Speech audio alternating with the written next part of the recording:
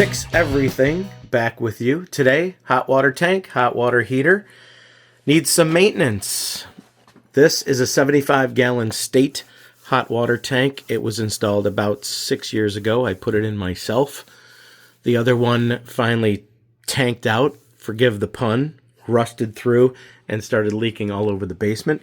This particular model is a power vented model, which means it takes the carbon monoxide with a fan and pumps it out through this pipe out to the side of the house. Some hot water tanks have a straight pipe that goes straight up through the roof or chimney and vents the carbon monoxide that way.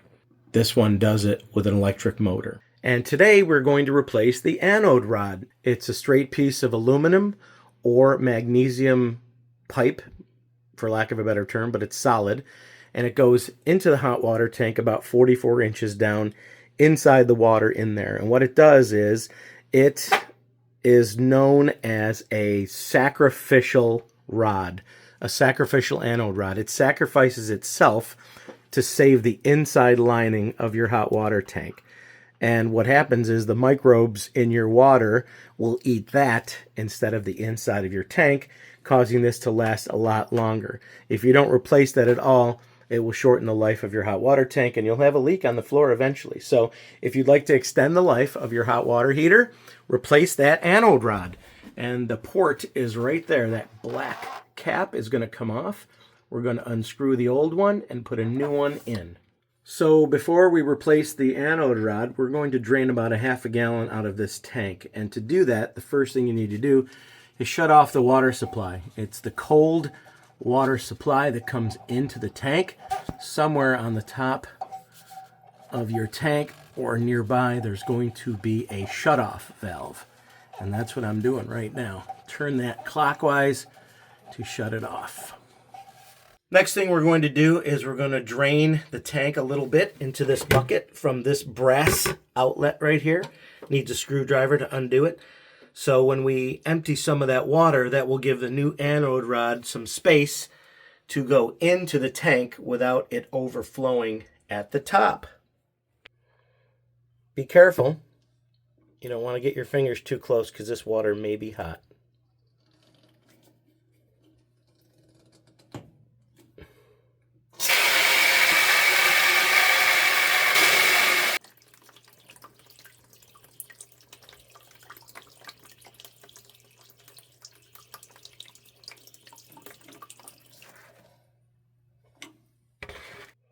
Okay, what's an anode rod? Anode rod, piece of magnesium or aluminum that goes down into the water of your hot water tank.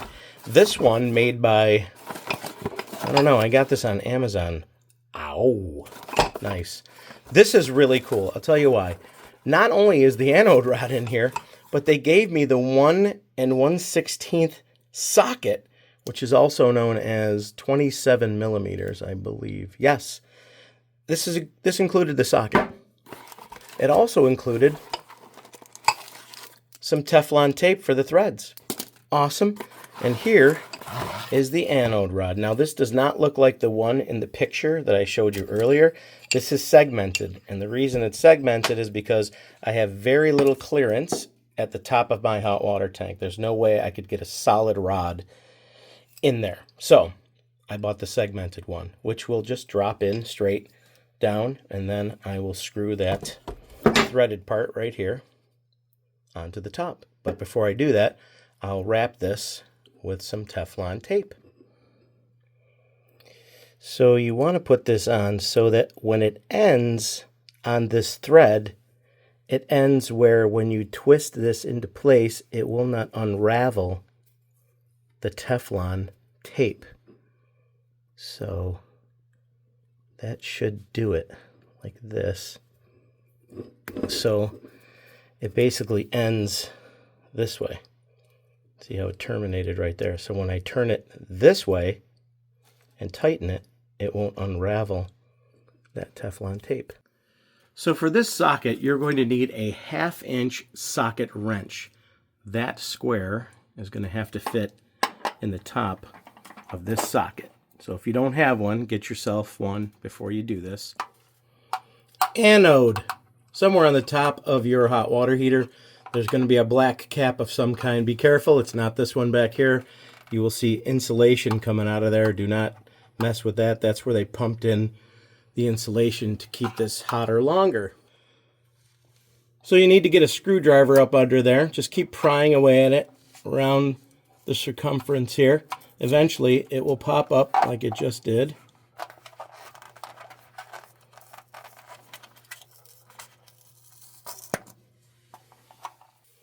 On this particular model, we're just going to have to dig out some of the foam insulation here to get to the cap where the anode rod is, and in a little bit I will show you just what that looks like.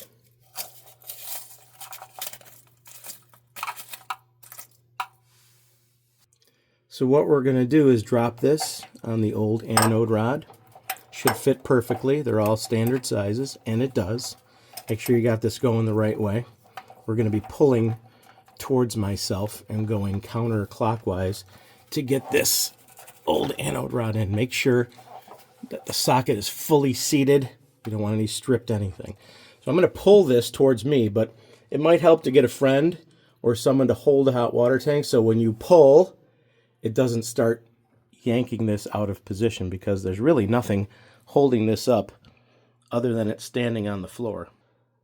Always have a rag standing by, a large towel, because inevitably you'll have some water coming out, but draining the 1 gallon will definitely help. So I don't see anything coming out of here. It was earlier dripping a little bit.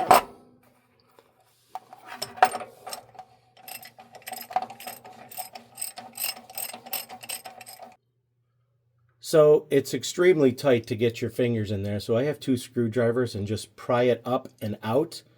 I'm hoping this is going to clear my 2-foot clearance up here. We'll see how that goes, but I know the new one will go in just fine.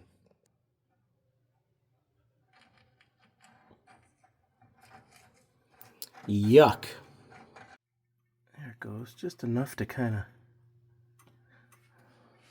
get it up and through that crease.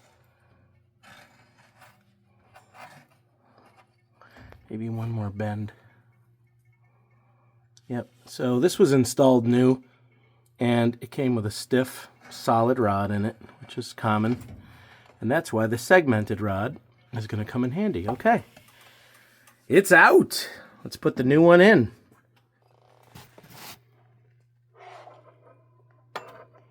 And just feed it in there.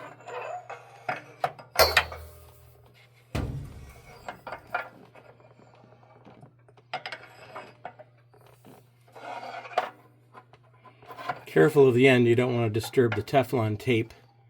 It's going to drop straight down. Boom.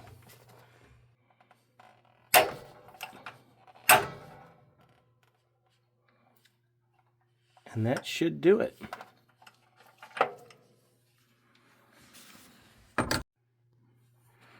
Okay, time to turn the cold water back on. This one is in a very precarious position. Hopefully yours is a little more modern. I love the lever ones. Those are much nicer. Just do it slow. A little partial. That should not have any water in it, other than the residual of what you did earlier.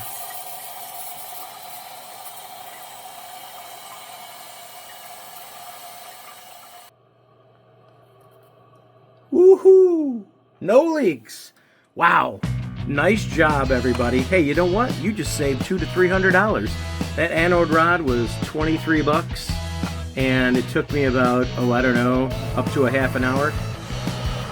And there goes the vent fan to bring the water back up to temperature. I'm gonna put the cap back on now. I want to thank you so much for tuning in to Fix Everything. I really hope this helped somebody out there. Please give me a thumbs up.